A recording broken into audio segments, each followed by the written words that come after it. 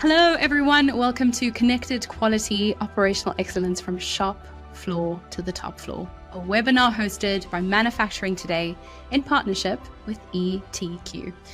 Today, we're going to be taking a look at how to bring quality products to market that maximize revenue and profitability in a way that meets safety standards across the supply chain.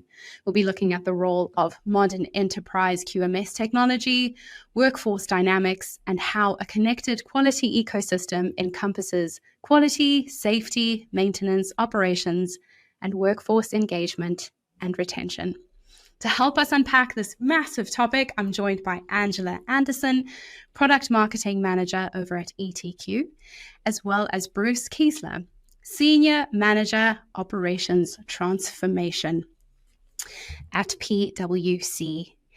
Both of our speakers are experts in their fields. That goes without saying. Angela brings 20 years of experience in the aviation industry, supporting go-to-market for various hardware and software solutions. Before joining ETQ, Angela held several roles in Boeing companies, Jeppesen, and 4Flight and Robotic Skies, a commercial drone maintenance startup. She is passionate about ETQ's mission to help organizations achieve operational excellence and competitive advantage through a focus on quality management. Bruce, on the other hand, is focused on the quality process and systems domain. He specializes in digital quality, QMS strategy and implementation, and business process design and implementation. Bruce's experience includes leading large-scale transformative initiatives, implementing systems for high-quality business processes. Prior to joining the company, Bruce held leadership positions with operations and quality across a number of industries.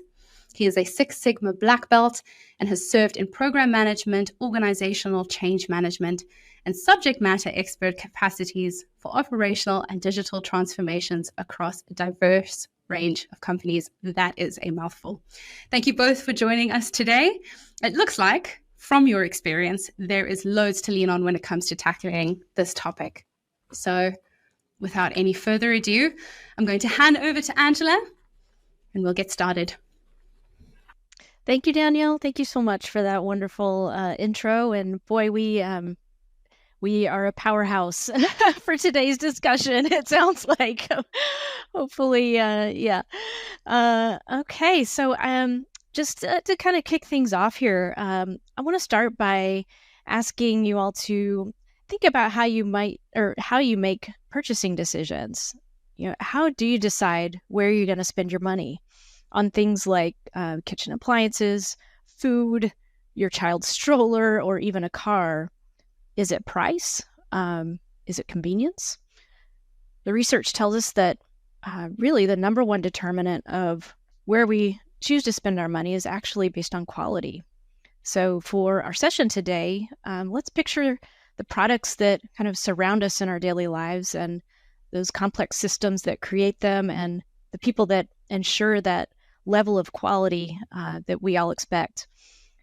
So to kind of kick off this exploration on these quality-driven dynamics that lie beneath the surface of this tranquil domestic scene full of familiar brands, I'm going to pass the mic to Bruce for introducing some of these insights on the latest trends in digital transformation. We're in an era with an unprecedented level of disruption. For manufacturers, speed is of the essence. And with such disruption, manufacturers must respond by remaining adaptable, building capacity for rapid response. And this makes functionalities such as real-time operational visibility or shop floor connected quality a core capability. Manufacturers are turning to transforming their operations with technology to meet this need. So when we look at the underlying factors considered when making an investment in digital factory transformations, data suggests a shift in the main drivers. This shift represents a movement from cost and efficiency improvements towards flexibility and resilience. The results of one of our recent surveys indicated that more than a 40% drop in the number of manufacturers citing cost and efficiency as the leading drivers of digital transformation. More than a third of manufacturers are citing resilience, flexibility, and transparency as key strategic priorities. The data also suggests sustainability is rising on the manufacturing agenda. With a more balanced view, it's not surprising that technology continues to be a top strategic priority for operational leaders, which we'll see more on the next page. In a recent pulse survey we completed, looking across chief operating officers and other operational leaders, the data suggested COOs are banking on technology for long-term success. When asked about their company's highest strategic priority over the next 3 to 5 years, over a quarter of respondents see embedding new technologies into their business model as a top priority, with nearly half of COOs respondents strongly agreeing they have the right leadership to reinvent the business through the implementation of new technology. They view technology as a way to revolutionize their operating models and drive the business into the future. And this can be accomplished by using new technologies to streamline operations or enhance productivity by making the business more agile and responsive to market changes. So coupled with being more agile is the need to deliver more sustainable supply chains and products. This could involve using technology to track and reduce carbon emissions, optimize resource use, and minimize waste. By integrating sustainability into their supply chains and products, COOs can meet the growing demand for eco-friendly products and services, while also reducing their environmental impact. The survey also mentions the transformation of existing products by integrating digital features. And this could involve adding smart capabilities to products, using data analytics to improve product design, or leveraging AI to personalize the customer experience.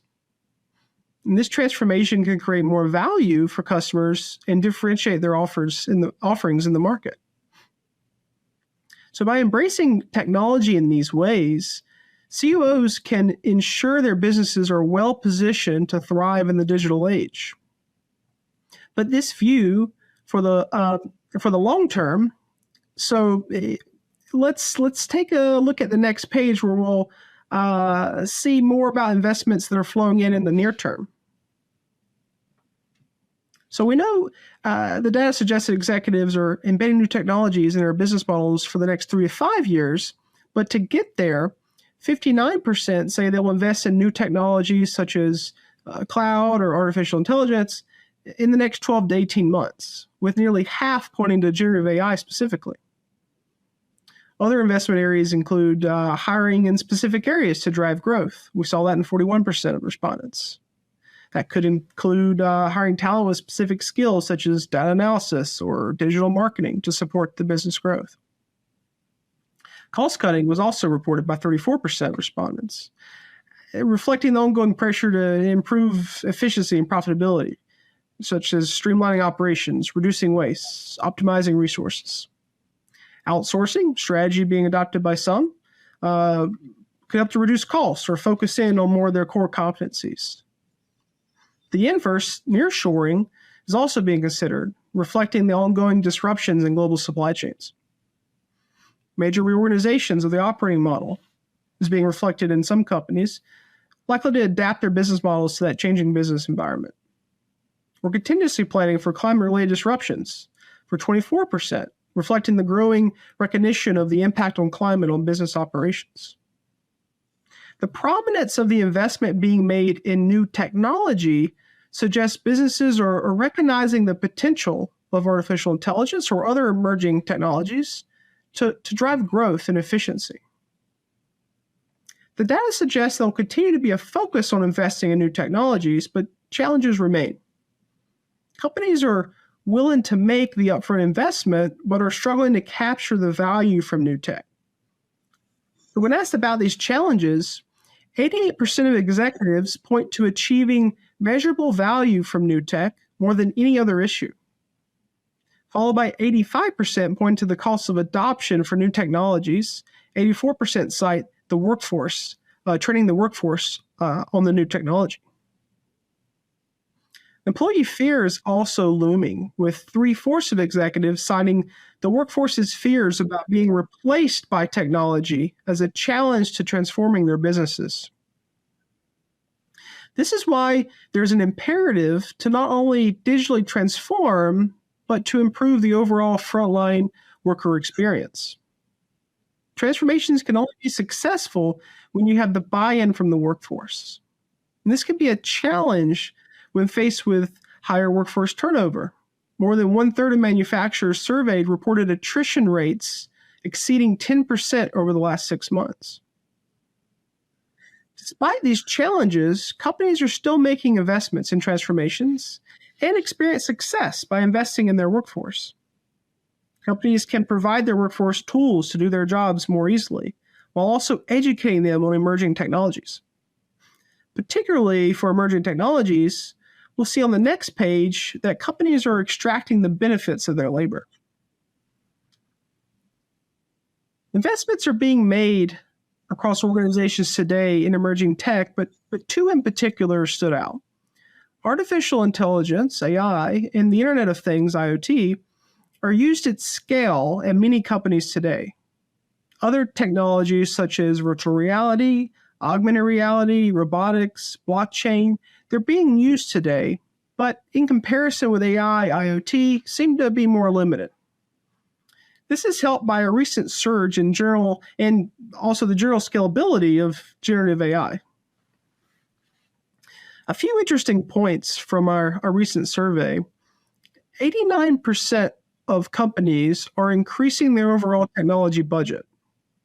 From a workforce perspective, 28% of respondents report that at least a fifth of their workforce is involved in emerging tech as their primary job function.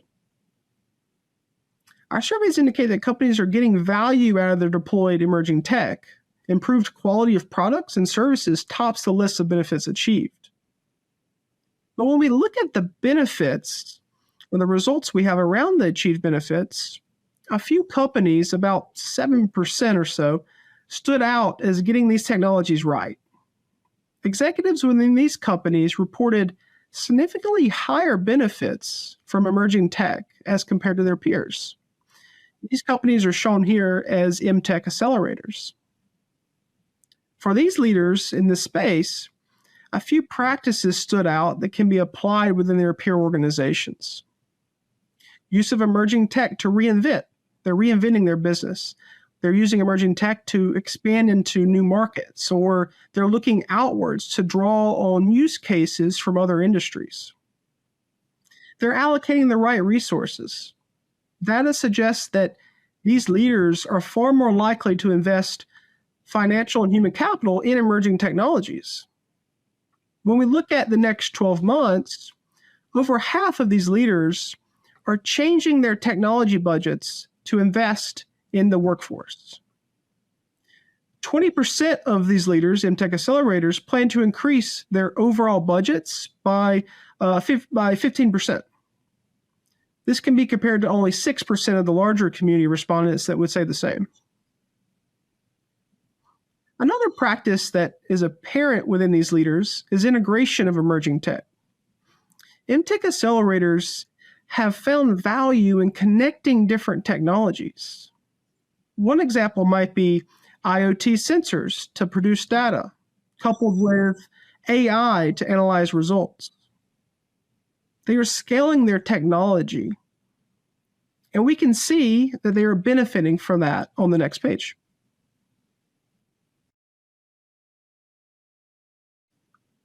If we shift focus or shift our lens to more of the manufacturing viewpoint, scalability plays a critical factor in delivering ROI for digital factory transformations. Analysis of some survey responses are depicted here in the graph on the right. The x-axis represents the number of use cases that have been deployed, while the y-axis depicts the number of digital solutions deployed. The red line indicates the return on investment. The data shows that programs that have deployed a higher number of systems and use cases are seeing greater ROI.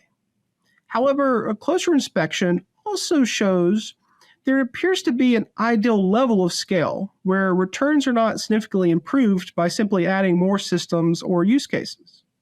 And this is why selecting the right technology is so critical.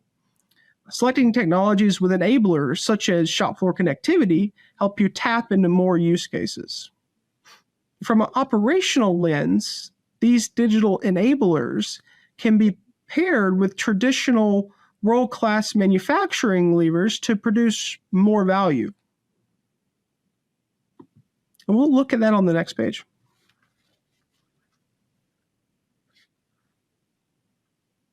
So here we see the convergence of technology with those traditional operational excellence practices.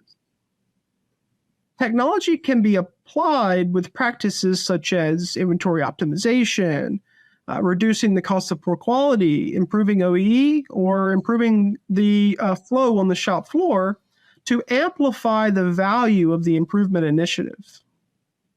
We've seen use cases where you can achieve over 7% cost savings in conversion costs, or an 8 percentage point improvement for on-time and in full deliveries. When we think about connected worker or connected factory, there are a few good use cases across the product life cycle that come to mind. So as we move left to right, looking across the product's life cycle, from raw material to distribution, we see a good number of use cases where those digital and operational levers can help drive operational excellence. From the warehouse, you can apply a connected worker solution to drive real-time visibility of inventory. On the production floor, you can use AI to analyze data for machine health and to eventually produce or generate predictive maintenance schedules. Or you could use track and trace solutions that could provide full visibility of your product across this entire life cycle. From a quality standpoint, getting quality products in the market faster demands being able to prevent or resolve issues on the shop floor in an efficient manner.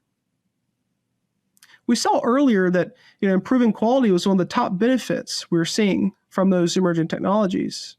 And Angela spoke earlier in the call about quality being a driver for those consumer behaviors. Well, when we think about the use cases for improving quality, ETQ's connected workers offering comes to mind. I'll hand it over to Angela to speak about ETQ's solution and its impact it has in the market. Thank you very much, Bruce. I love it. And I love what you said about just a couple of reflections on what you just presented. Connecting those tried and true operational improvement levers, connecting that with the new technologies really kind of strikes a chord. That those fundamental truths of lean manufacturing and total quality, like those things still apply and are as relevant today as even decades ago. So interesting that technology lives alongside those things, or continues to live alongside those things. And then, on your last slide, I agree that, this notion of, operational excellence sits squarely on a kind of people-centric strategy. And the systems we create still comprise people, process, tools, working together. And technology is certainly a means, but not an end necessarily, and making continual improvement part of the culture and empowering those frontline workers to go forth and collaborate and to solve problems and be autonomous. So that said, I'll pick up on your segue into quality. Thank you very much for that.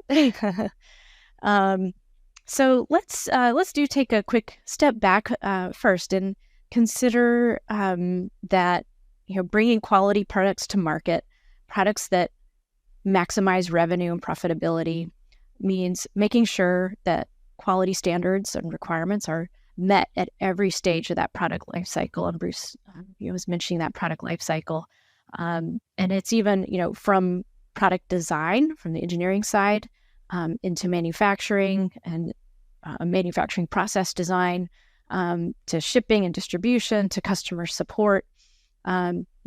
Easy to say, but the news and industry headlines alone kind of tell us that the companies struggle every day to achieve this.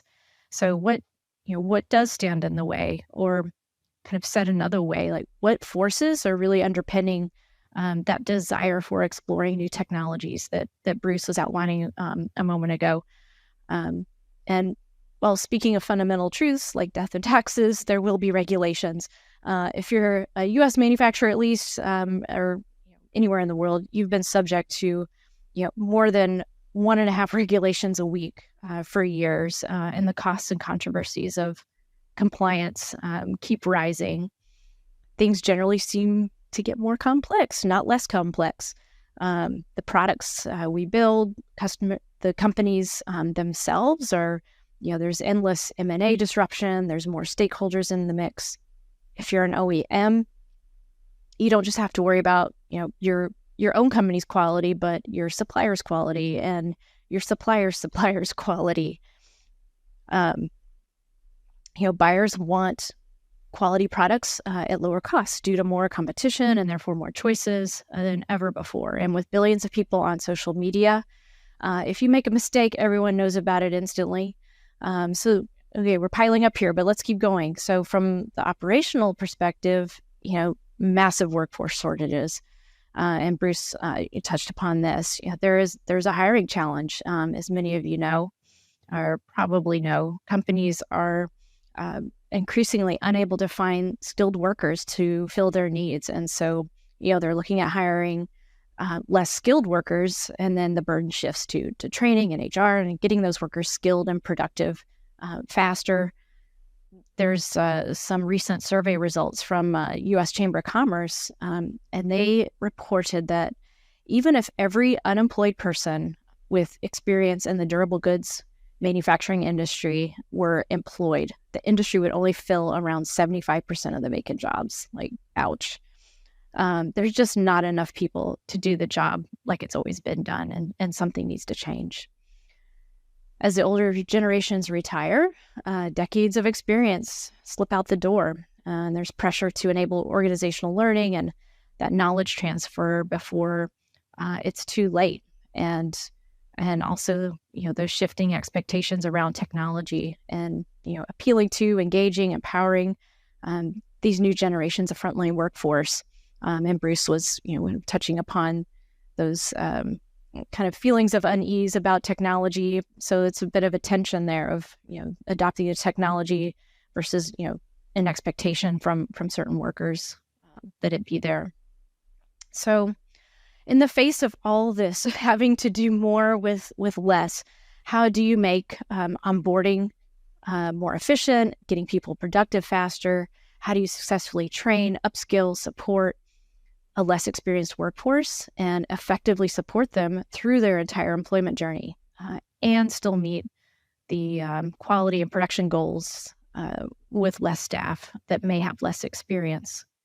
And how do you manage the complex, interdependent quality processes that rely on both internal and external stakeholders from all areas and levels of companies and deliver that consistently high quality across all of your sites? Adding to that challenge, managing critical quality processes with paper or spreadsheets or lots of different disconnected silo solutions kind of remains the norm in companies of all sizes and industries. It continues to surprise me how much paper we see when we talk to new prospects. The resulting inefficiencies of operating this way mean that just too many companies miss these obvious opportunities to improve product quality, to reduce the cost of quality, and to ultimately succeed in the face of all those challenges we just looked at a moment ago. And one thing I would say is, keep in mind that, the attributes of the accelerators that Bruce was describing earlier, those may be, aspirational for some, for many companies. Every company's journey is different, and even different areas within a company can be at different stages of a digital journey. And really the key, I would say the key to these advanced technologies is just getting started. Start collecting and storing that data digitally versus on paper, because then the door opens to, connecting and analyzing, and kind of opens the door to all those other things. And one of the biggest opportunities, shocker, spoiler alert, one of the biggest opportunities we see is, engaging shop floor workers in quality improvements. And as was mentioned earlier, my company, ETQ, we supply, in a nutshell, it's an enterprise QMS platform. We are partnering with connected worker platform technologies and partnering with a company called Augmenteer, a leader in that space, to solve that challenge with kind of a unique digital integration and a collaborative workflow. So that's a little abstract. Like, what do I mean by that? So let's take a look at a use case to build some context around that. So this is a use case we developed, and this is a packaged integration of, available now for resolving a quality issue identified on the shop floor. So we know frontline workers see opportunities daily to reduce risk, improve product quality, but this valuable shop floor data can quite often go to waste. And that can be for many reasons. There may not be a process for capturing the information. Maybe the existing process is too cumbersome and it's easier to fix things just enough and move on. Or there may be some fear or anxiety about pointing out an issue and the impact that might have on my employment. Workplace culture aside, the collaborative digital workflow between ETQ and Augmenteer kind of connects and holds all stakeholders accountable in a positive way for resolving and preventing quality events. So let's take a look at our workflow here. We have our connected frontline worker on his mobile device out on the shop floor, and then we also have our quality manager here using ETQ Reliance. And they could be kind of remote from each other, either different sites or a different building within a campus. They may not necessarily be kind of co-located, and this is where the technology will really come into play with making that connection. So in this scenario, we have our connected worker going through using his mobile device, conducting an autonomous maintenance inspection activity. And we have, this is a production line putting, packaging for fruit cups. So he notices, the foil lids on the fruit cups is not sealing correctly. And there's, kind of fruit juice kind of spilling out and, onto the machinery. Obvious issue. So right within that interface, where he's conducting that inspection and kind of tapping through, doing his data entry right there on that tablet, he can create and submit a report right in that flow of work. So at the tap of a button, he can collect all of that contextual information around this kind of quality event and simply hit submit. And through this integration, the system will then auto-create a quality event within ETQ Reliance, which puts it immediately in the hands of our quality manager. And from here, the quality manager has the options and the processes kind of put in place, digital workflows put in place to investigate what's going on, make decisions about whether to act or track and trend, or in the instance of acting, can create action items within their view of the QMS side. And our quality manager here has investigated, and they've identified that there's been some sort of change in the glue composition, making it not as able to seal properly. And so as a part of that investigation, we can send in our corrective action process, we can send actions back to the frontline worker, still within the system that the quality manager is using on a daily basis, send it back to the connected worker in Augmenteer, and they get this alert, continue using the existing material, but just crank up the heat a little more to ensure that proper seal. And there's also a loop where the connected worker can, depending on the assignment of the action, a supervisor can, verify that that action is taking place. But kind of stepping outside this kind of core workflow, which really, breaks down this kind of barrier where, before maybe, this issue happened and nobody except, the folks on this line kind of knew about it. They adjusted enough to kind of make it work and get through the production run. But, the information was never kind of captured. This might be a more widespread issue. Other sites may need to know about this. And, it kind of contributes to, an overall cost of quality where, there's product, being wasted and it, may not necessarily be tracked properly. And it's kind of a result of this, action workflow. There are kind of extended processes that can then connect to this. Maybe there's an adjustment to the maintenance protocol based on the new operating temperature, puts more wear and tear on the equipment. So, now we need to adjust for that in our maintenance plan. Maybe there's a new work instruction that needs to be created as a part of working this line. And we need to get that, that content into our digital work instructions that are then shared across the teams and across shifts and other folks. Additionally, on the quality management side, there's, the processes extend then, in the context of this workflow, kind of extend out to the right. There's other quality processes that all of this one event can trigger, our corrective action, preventive action workflows. It's perhaps a supplier issue. We can launch a supplier corrective action and interact with our suppliers through a portal that also automates communication with our suppliers to address this nonconformity, get it corrected, get the proper glue material in-house, and work at resolving that. And kind of, again, this kind of automated notification, is this something that's happening at other plants, other sites that would need to have visibility into these types of issues and have it be elevated, to a level where there is visibility. So you can see it's kind of a simple thing that's happening, but it really gives it power with adding the technology layers in.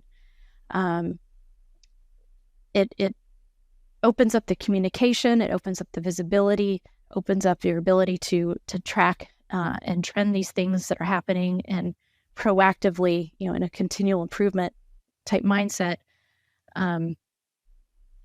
continually work to resolve these issues, quickly, more efficiently, and get back to business and creating, high quality products. So is this the only use case that's available? No. Can we support other use cases? Yes. And we would love to talk to you if this is kind of triggering an interest. There are so many more ways that we can connect these systems. And because, we're both, and we, ETQ and Augmenteer, our systems are very modular and flexible and configurable. So you can kind of start with one use case and then build support for more over time. Like Bruce was speaking about, it's kind of picking a place to start, what's going to have a big impact.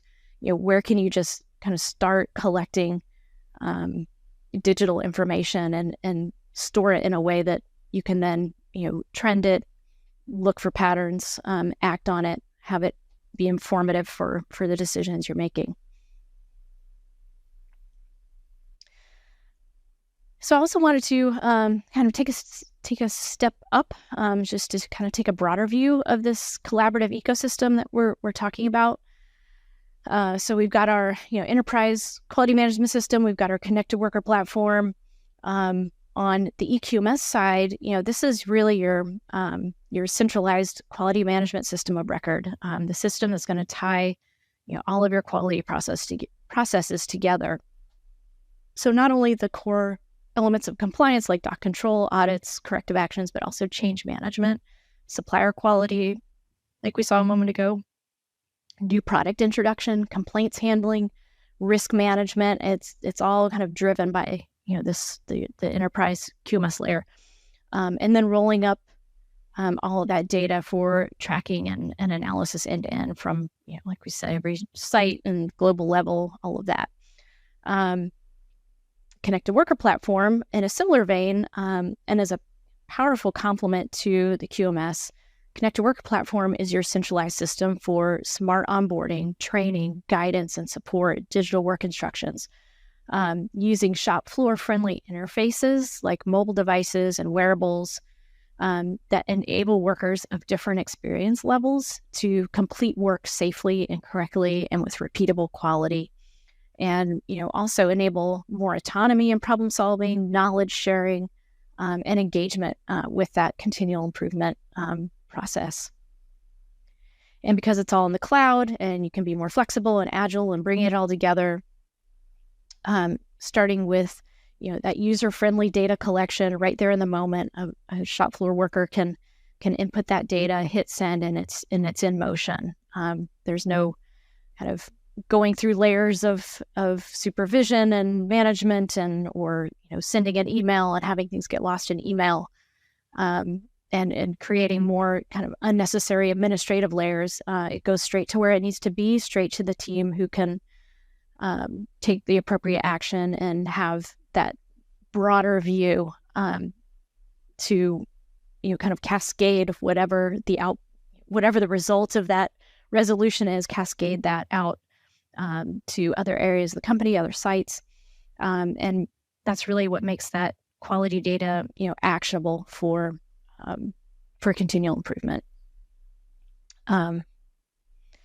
And there's flexibility to kind of alluded to this, the flexibility to integrate with even more of your essential business systems. So, cross-functional teams can work together more effectively.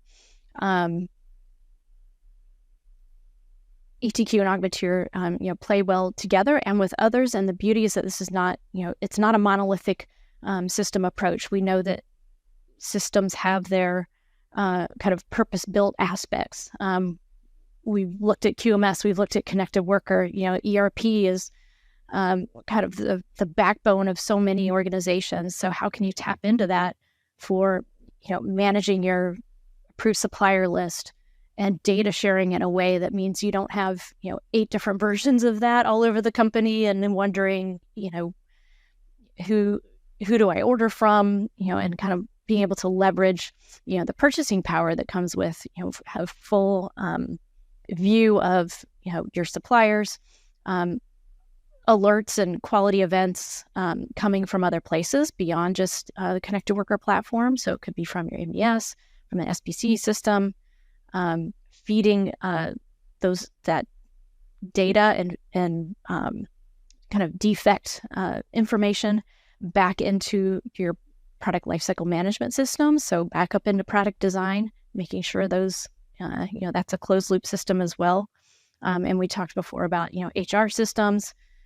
Who do I have showing up today who has the appropriate skills to do the job we need done today? And if my key person isn't here, who's the next best person to take on that role? And having a system that can automatically adjust to providing the support that particular worker needs. So there's just so many opportunities to pick a use case and go with it and know that it's an environment, it's an ecosystem where you can build and grow over time and bring in more areas of the company to do these automations. Okay. So what's the output of all this ultimately? We're kind of coming full circle on some of the ROI things that Bruce was highlighting at the beginning. And we know that companies are seeing real results by investing in this type of kind of quality first approach and using quality as a driver for competitive advantage, for investing in digital transformation technology, These are just a few of the benchmarks that we see with ETQ and Augmenteer customers. These are real business performance impacts. Reduction in scrap cost, like cost that's real, that's tangible. There's a lot of kind of softer benefits as far as reduced administration time or like just streamlining operations. But that's also that's people's time. You're paying a salary for people to enter data twice or whatever. It's like that becomes a real cost as well. Field failure costs, the further along a defect goes in the line, especially reaching a customer, it's at orders of magnitude more to deal with once it escapes your factory doors. Getting through product development timelines faster, improving first pass yield rates. When workers have quality baked into their work instructions and into their training and onboarding, things are going to get done right the first time. Reductions in downtime, enabling autonomous maintenance. People are empowered to do those kind of daily activities and not have to rely on higher technicians. People can be more autonomous about kind of daily cleaning and lubrication and those types of things, or even taking action on the quality event like we saw earlier. The faster they get an action item back to put things back into production, that's gonna keep production line moving, and of course that reduction in new hire onboarding time. So very, very impactful outcomes. So what do I hope you take away from all of this? We've thrown a lot at you today, and I think I would sum it up maybe with 3 thoughts. So one is that I hope you've been inspired to pose the question with your teams and your leadership. How can we apply connected quality technology selfishly? Bruce, you discussed other use cases and other directions you could take with technology. I'm partial to taking a connected quality approach within your organization. So just starting the conversation. 2, that quality is more than just quality control or compliance. It's strategic, and a quality focused approach to digitalizing and automating business processes can really have an organizational wide impact. And I would say the third one is that the business performance value, it's proven, but there's also a lot of value for the connected frontline worker that can't be underestimated. There's countless statistics pardon me, out there about the impact on workers who feel like they can impact process improvement or provide value throughout their day. If they're more engaged in the value that they're creating for the organization, if they're more engaged in providing resolution to a quality incident, for example, more engaged workers they're going to churn less. And that comes back to those challenges we looked at earlier, finding and retaining talent. In addition to that, it's a workplace that has, more visibility, more insight, more control over their career path, and they can see from a skills progression standpoint, what they need to do to get to the next level, what they need to do to advance their careers, and give those career path opportunities. So overall, it's an approach that puts people first, and just creates a more empowered workforce where they can go in every day and perform their personal best. Thank you, both of you, for that. I found the information really insightful, and I think if we take into consideration, Bruce kind of started out the presentation with what I took in as opportunities, and the data is there that demonstrates different pathways that can be capitalized. And then I loved, Angela, what you spoke about is kind of like a more hands-on specific example to optimize those opportunities. But I think it really just highlighted how many opportunities are available for tech and digitalization, specifically to ramp up quality and efficiency. And what I took away from what both of you said is that there are very user-friendly ways to do that.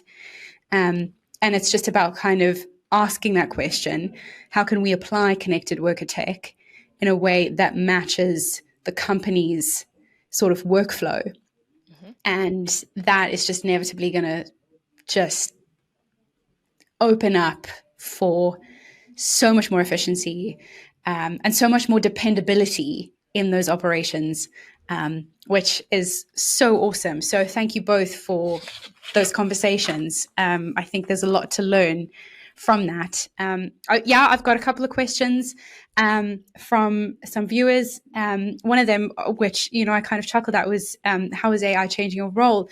And I think just from what you're saying, there's so many opportunities to allow that. But if we were to take that more specifically, could either of you talk into, I suppose, within your own capacities, how AI is assisting you guys improve efficiency within your roles?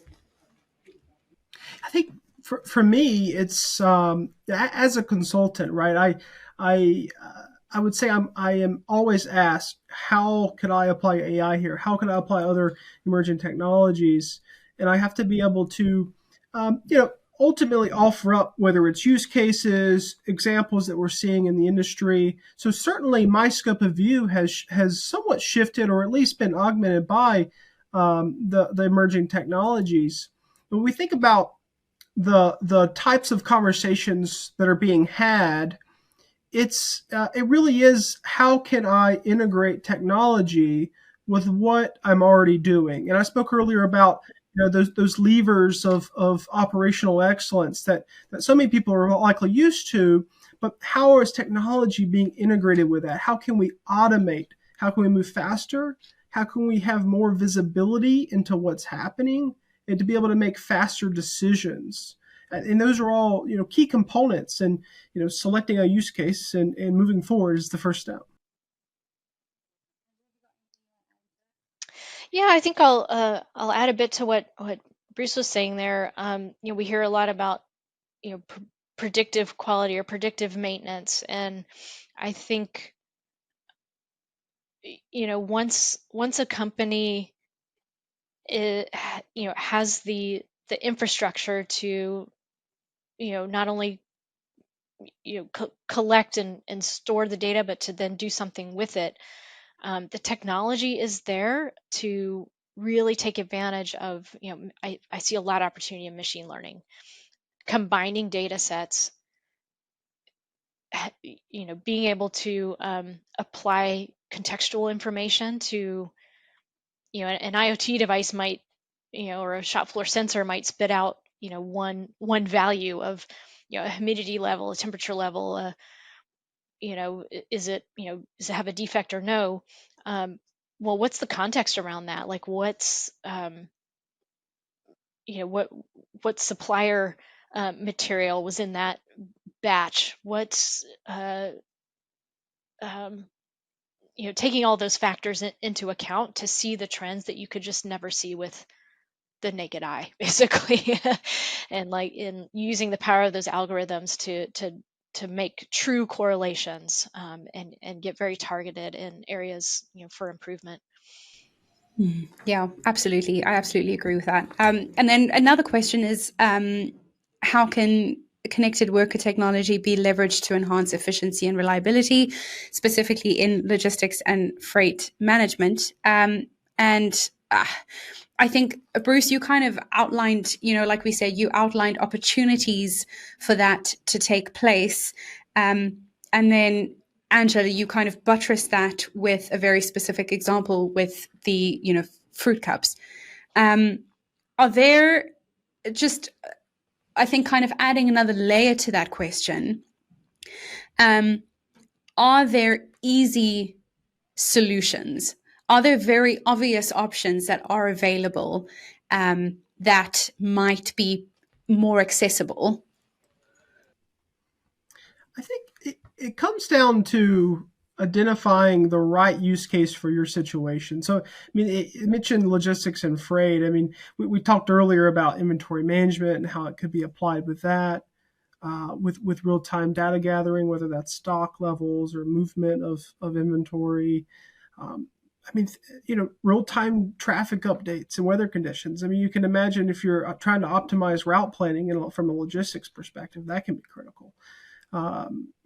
Angela touched on predictive maintenance. I mean, obviously, the keeping from a logistics perspective, keeping vehicles and equipment up is critical. But I think ultimately, spoke about systems and use cases, and identifying the right systems that have that future connectivity, such as ETQ, for example, can give that a little bit of a lead in being able to connect more in the future. Brilliant. Angela, is there anything you want to add on to that? Well said, Bruce. Yeah, awesome. Perfect. And then finally, from my side, which I thought was a really interesting question, is what challenges are companies facing in adopting and scaling connected worker solutions? How do you overcome these hurdles? I think, it's quite a poignant question in the sense that for any company exploring new technology, there are going to be issues. And there will be hurdles to kind of iron out. From both of your perspectives, what are possibly the biggest challenges to keep an eye on? Angela, do you want to take a stab first? Yeah, I think one big challenge that there's a lot of challenges, I think, but I'll pick a big one. We hear about this IT OT convergence situation, and it's a challenge to kind of from the OT side, to kind of open up to the rest of the organization, uh, how things are working, and from an IT perspective, it's maybe not a full understanding of why the operations side runs the way they do.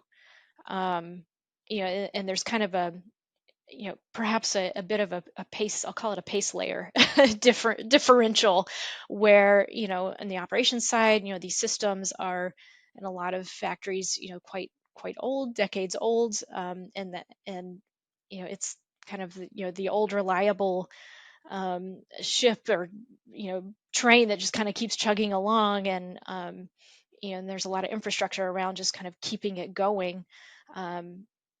There's older systems, they're kind of siloed. The IT side, they're very concerned with kind of cybersecurity and compliance, and kind of keeping on top of the latest protections. It's kind of two different worlds that eventually have to come together, because you can't continue to kind of operate in it's just a bigger silo. It just ends up being bigger silos, where the rest of the organization that could benefit from visibility into all of the sites end to end, and being able to leverage best practices, globally. You can't do that if each plant is kind of continues to operate on an island. It's a really, really excellent point, Angela. Operating on that island, right, and ensuring you got that harmonization across the company where they're not operating on those islands is so critical, right? That's a great call out. Infrastructure and just overall connectivity certainly is. I see that also as a huge hurdle. Awesome. Well, thank you, both of you. I think there is a ton of knowledge to take away from this, and to our viewers out there. If we've missed any of your questions, please absolutely get in touch to either Manufacturing Today, and we will happily pass on your questions to both Angela and Bruce. But thank you again, both of you, for taking the time to speak with us today. It's been an absolute pleasure.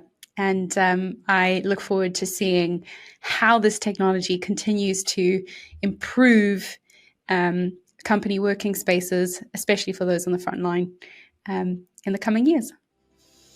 Thank you. Thank you.